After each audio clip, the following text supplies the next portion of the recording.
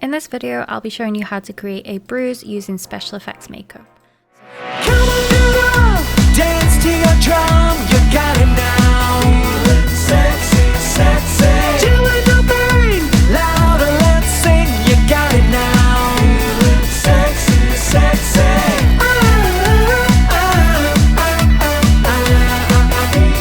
Sexy, sexy.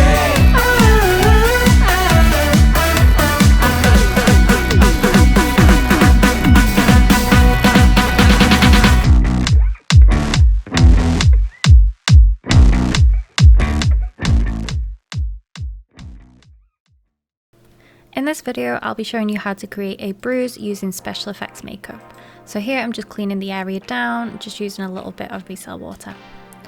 I'm using 99% alcohol and an alcohol-based paint palette to create these effects.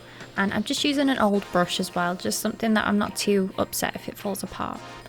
I've started with a red colour and I've added a little bit of the 99% alcohol into the paint, and then I'm mixing it on the other side of the palette.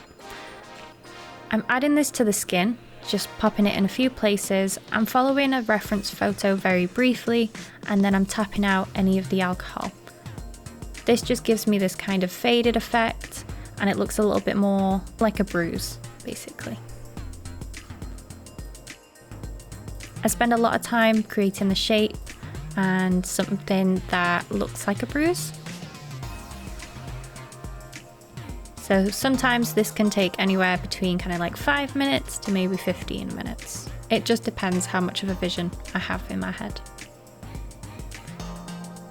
Now I'm taking this blue colour and I'm using some of the 99% alcohol, mixing that with the blue, and then mixing the blue colour with the red. This gives me a purpley colour, which I'm adding into the middle. With bruises, especially with fresh ones, you'll notice that the impact of where you've been hit or something like that is going to look a lot more purple and red.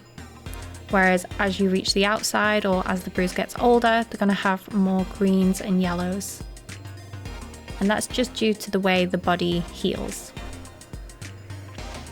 Now I've taken a little bit of this green colour and I'm adding that to the edges. Now, I did pat this out, and after looking at it, I wasn't totally happy with how it looked and it had gone a little bit muddy, but that's okay because I can just pop some alcohol on the edge of my finger and tap it out, and it gets rid of that green or any areas that I'm not happy with, really.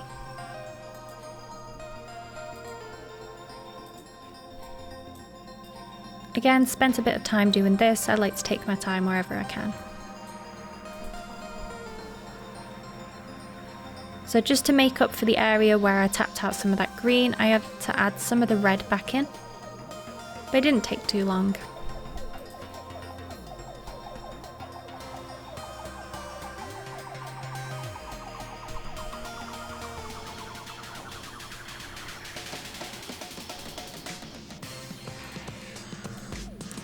Next, I'm going to take some of this yellow colour, and I'm going to add it in the places I first added the green. I realised after looking at the picture that I needed a little bit more yellow rather than green, so once I'd added this in, I was a lot happier with how it looked. And I just stuck to adding this yellow around the outside of the red colour. Again, linking back to how bruises heal on the skin. I didn't do it all the way around. I didn't want an absolutely huge bruise. I just wanted it to look kind of central with parts of the yellow kind of fading out into the skin.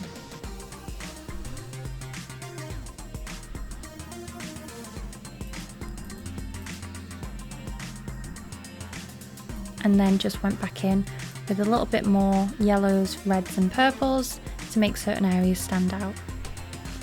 It really does depend how much alcohol you mix with the paint as to how strong your colours will be.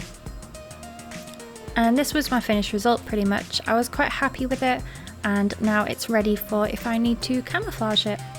I hope you enjoyed this tutorial, and I will see you in the next one.